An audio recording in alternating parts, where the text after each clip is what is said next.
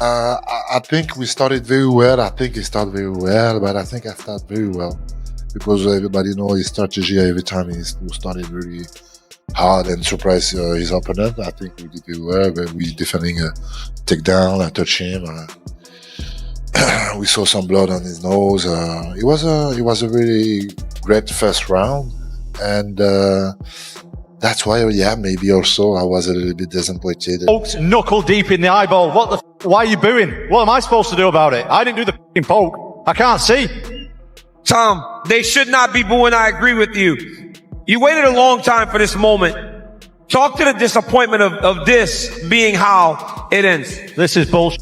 The fight was just... Ciryl Gane just took place in the main event of UFC 321, or did it really?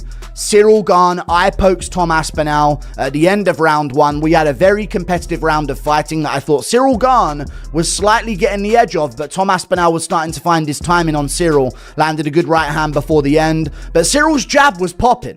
Cyryl's jab was popping in that fight. Tom Aspinall had a bit of a nosebleed. And then Ciryl Gane lands his signature move. No, not the back of the head shots that he lands in every single fight he has ever. Not the back of the head shots that he lands in every single fight ever, nearly in every single finishing sequence he's ever had ever in his entire career. The MMA community exploded following the unexpected conclusion of Tom Aspinall versus Ciryl Gane, and Joe Rogan's instant cage-side reaction quickly became a major talking point. The bout was ruled a no contest after an accidental eye poke from Gane left Aspinall unable to carry on, abruptly stopping what had all the makings of a thrilling heavyweight showdown. Rogan, visibly surprised on commentary, emphasized how sharp and evenly matched both fighters appeared in the opening exchanges, noting that the contest was unfolding at an elite level before the unfortunate incident brought everything to a halt. Jon Jones. Yeah. Right? That's the boogeyman. Like, Jon Jones is the fucking boogeyman. When he fought Gustafsson, he had almost no training about it. And Greg Jackson was always like, he didn't even train for that fight. He pulled that fight off in the 4th and 5th rounds. Because he can do everything. That guy's got elite jiu-jitsu. He's got elite takedowns. His striking is outstanding. I mean, he knocked out Sergey, who's the scariest fucking striker in all of MMA. Yeah. And he knocked him out in the first round. And the way he did it was just picture perfect. And he did it with a fucked up back.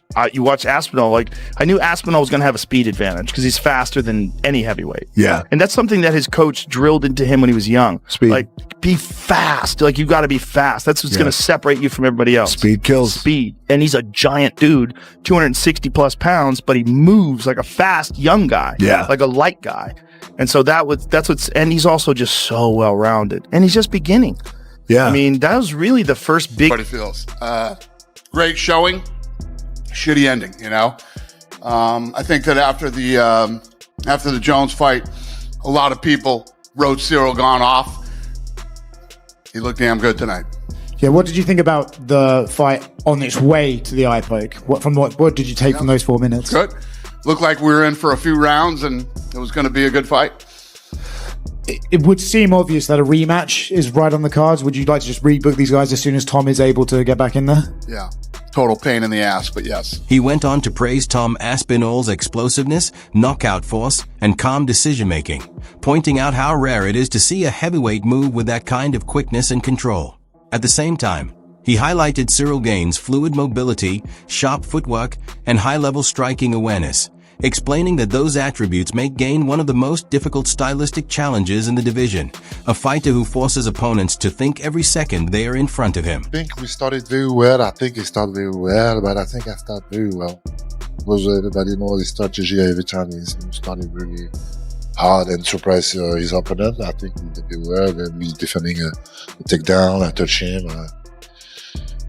We saw some blood on his nose. It was a really great first round, and that's why, yeah, maybe also I was a little bit disappointed, a little bit sad about this issue, but this is a sport. I was at first angry because I don't want him. I don't want from him to stop the fight.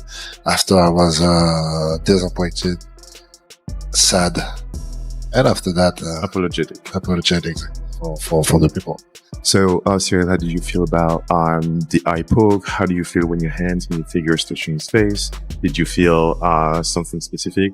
Ciryl responded, no, I didn't feel anything specific. I didn't do it on purpose, and I know what it is to have an eye poke, because when I fought Derek Lewis, I got an eye poke, and I was seeing two Derek Lewis for a full round. So I know how it is. And one round during that is what the debut of the run, and the rest of the run, I saw the two Derek Lewis. So I'm not gonna say he's a liar. He's a fantastic striker. I mean, he's one of the most beautiful strikers in the heavyweight division. He does wild stuff. You ever see how he throws that front kick from a side stance? And he throws it like a twisting kick. He stands like southpaw, right? And he bobs around like this. And he's totally sideways. Thing where he stands sideways. And instead of the front kick going like this, like straight out, the front kick goes like this. So he's I know. Okay, I see what you're saying. it. Yeah. So his knee when he lands is almost like... I honestly though, stop arguing. He got eye poked and then Gane pushed his fingers into both of his eyes at once. Let's just call it what it is. I'm being real now. Both fingers, both of his eyes at once. Was it looking to be a decent scrap compared to a demolition? Yes. But both fingers, both eyes at once.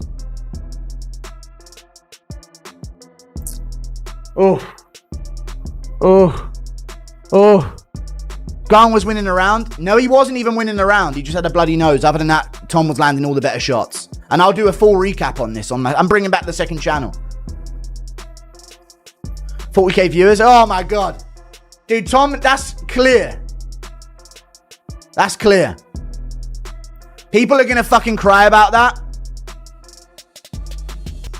Keep your fucking fingers to yourself, Ciryl Gane. What the fuck are you doing? Raking both in both eyes at once in round one.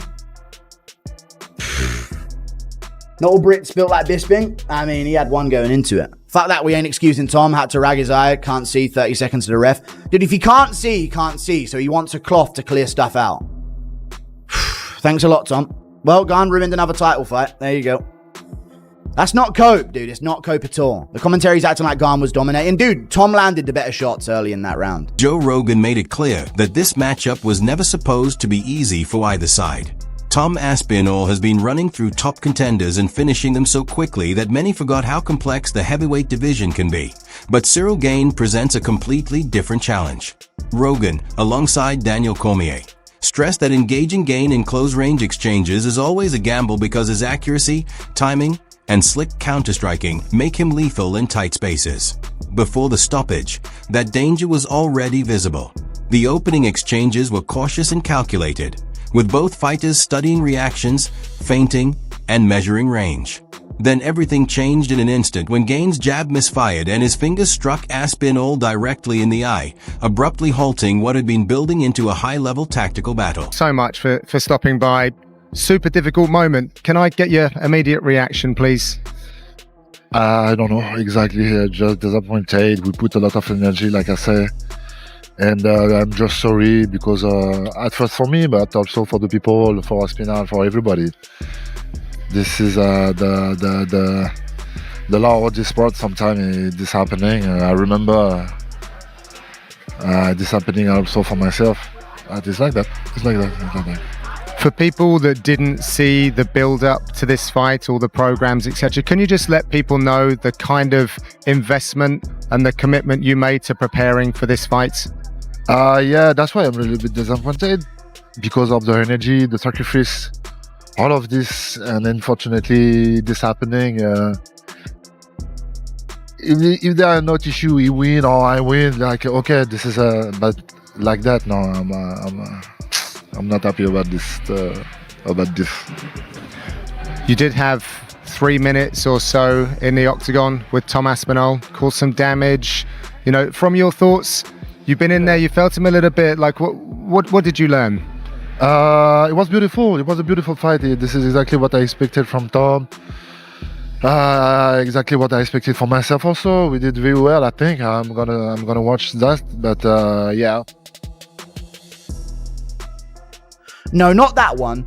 The eye poke that he always goes for in fights. Most of the time he lands this in every single one of his fights.